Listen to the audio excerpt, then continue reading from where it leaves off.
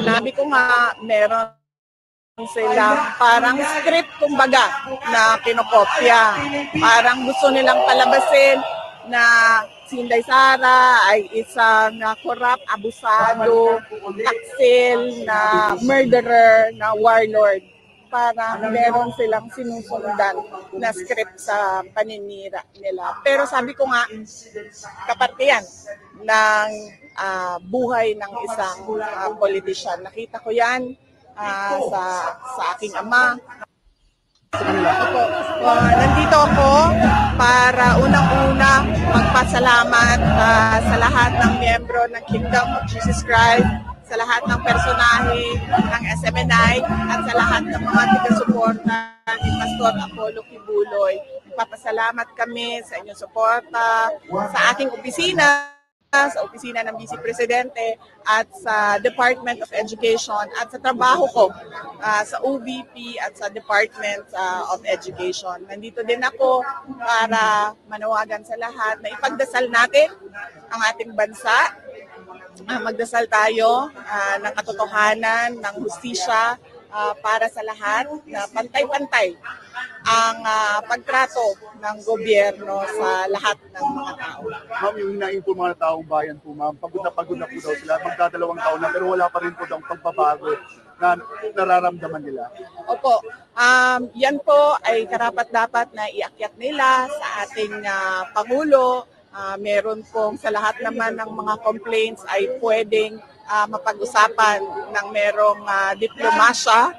At nasaya ako dahil ang mga supporters ni Pastor Apollo Kibuloy, members ng Kingdom of Jesus Christ, personahe ng SMNI, merong mga ganito na mga rally at pagtitipon para mapalabas nila ang kanila na mga nararamdaman.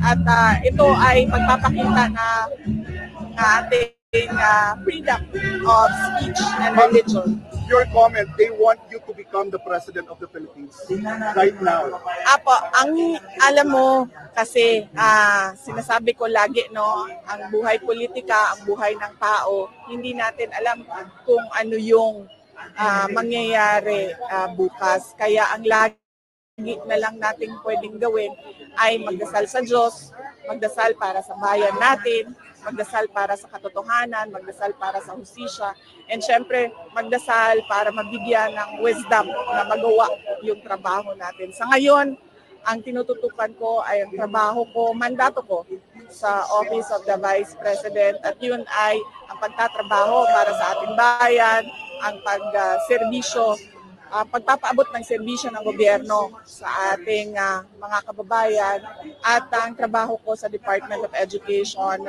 para maiangat natin, mapataas natin ang kalidad ng edukasyon. Ma'am, ano na yung maaasahan ng mga taong bayan sa Office of the Vice President sa gitna po ng mga nangyayari na gusto na nilang magbabago? From the Office of the Vice President, ano ang aasahan ng ating mga taong bayan? Okay. Makakaasa sila na tutuparin ko ang mandato ng aking opisina, ng Office of the Vice President, ng Department of Education, at pagtatrabuhuan ko yun. Nandoon yun sa aking oath, nakalagay doon that I consecrate myself to the service of the nation. Ibig sabihin nun, magtatrabaho ako para makakita tayo ng mas magandang kinabukasan para sa ating bansa. Nandito din ako para makiisa sa pangdarahas, pang-aapi sa SMNI. Clearly, it is a violation of the freedom of media. No? At nandito din ako para suportahan si Pastor Apollo Kibuloy kasi nakikita natin na this is a trial by publicity. Mga hearing na walang pinupuntahan, mga witnesses kuno na nagkukubli kung ano yung kung sino yung totoong identity nila. At one-sided siya. Lahat atake, lahat paninira kay Pastor Apollo Kibuloy. And ma'am, sa kabila po ng black ops against you, you will continue to work as a Vice President and Education Secretary? Yes, opo.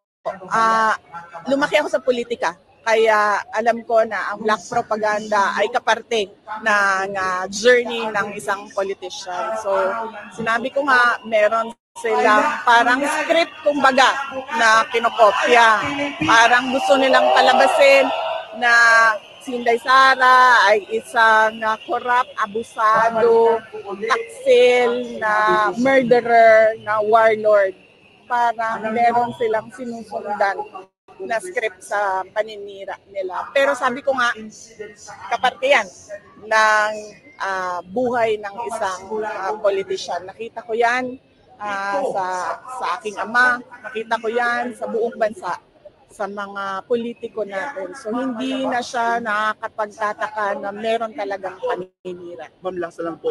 Sigaw ng taong bayan, Inday Sara Duterte. Ano po yung nararamdaman po niyo?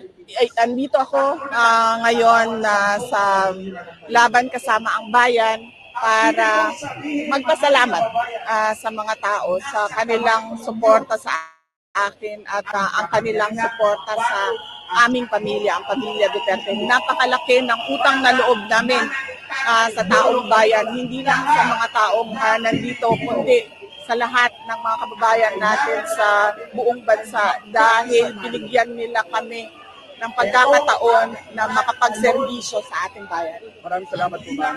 Thank you.